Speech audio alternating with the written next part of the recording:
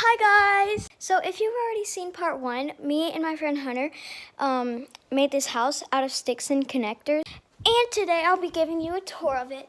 So without further ado, let's get started. So let's go through the door, and once you walk in, this is in your face. This little part to hold the roof up, and to the left you have a skateboard for a table, because that's sanitary. When you look over here, there's Hunter's bed, and then there's my bed.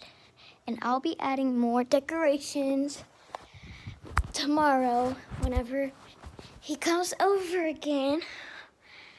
But yeah. Make sure you like, subscribe, and turn on the post notifications so you get notified every time I post a video. Bye guys!